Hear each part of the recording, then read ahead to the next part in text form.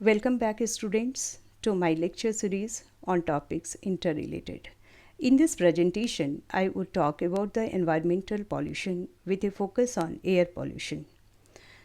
The main content part of this discussion will be air pollution, causes of air pollution, harmful effects of air pollutants, acid rain, greenhouse effect, global warming, methods to check air pollution. Someone has rightly said, there is so much pollution in the air now that if it were not for our lungs, there would be no place to put it all. What does this show? The air pollution has reached an alarming level. A simple definition of air pollution is that it is the contamination of air due to presence or introduction of a substance which has a poisonous effects. These poisonous substances may not be always visible to our eyes. They come from various sources which can be indoor or outdoor. Image in the slide has mention of some pollutants present in the air in the form of sulfur dioxide, carbon monoxide, nitrogen dioxide, lead, and ozone. The major sources which cause air pollution are emissions from the vehicular traffic, industries, burning of residual crops, and the use of CFCs, chlorofluorocarbons, in the refrigerators and air conditions machine. You might have heard about the poor quality of air playing havoc in the National Capital Territory of Delhi caused by the burning of residual crops called in Hindi parli by the farmers of neighboring state. In previous lecture I had discussed how an incomplete combustion of fuel result in the formation of carbon monoxide. Carbon monoxide combines with the hemoglobin to form a complex substance known as carboxyhemoglobin. Carboxyhemoglobin is unable to transport oxygen to various parts of the body. All these may result in severe suffocation, and if any medical emergency it is not in place, the person can die. It also affects the vegetational life in which the growth of a plant hampered, causing premature fall of leaves.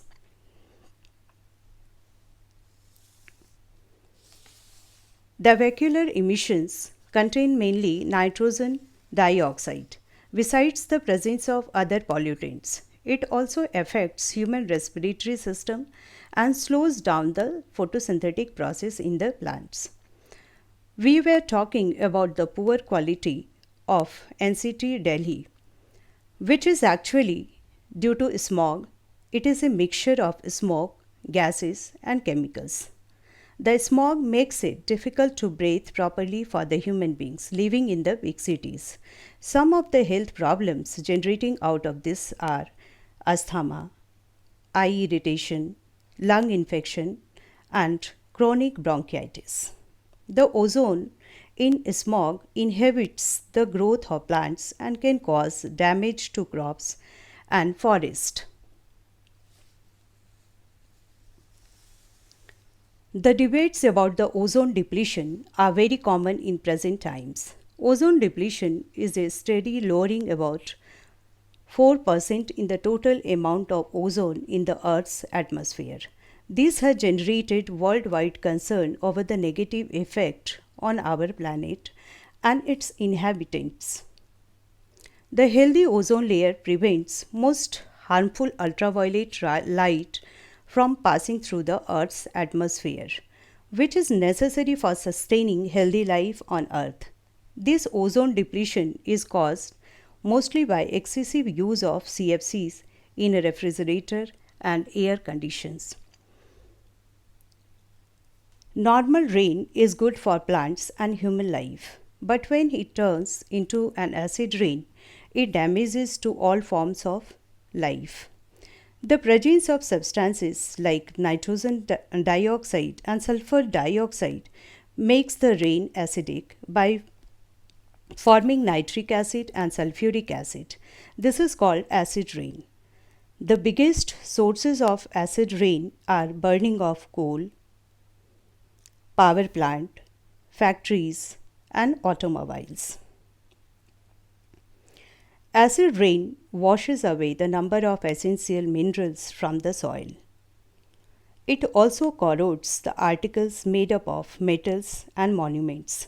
Taj Mahal is the best example. Greenhouse effect is a process that occurs when gases in Earth's atmosphere traps the heat of the sun. This process makes Earth much warmer than it would be without an atmosphere. Thus, the greenhouse effect is one of the things that makes Earth a comfortable place to live. Some of the major causes of greenhouse effects are burning of fossil fuels, felling of trees in large numbers, reducing the forest areas, and bad industrial waste management. All the points mentioned until now during this discussion have an adverse impact on the Earth's environment. The average temperature of the Earth's atmosphere is gradually rising. This phenomenon is called global warming.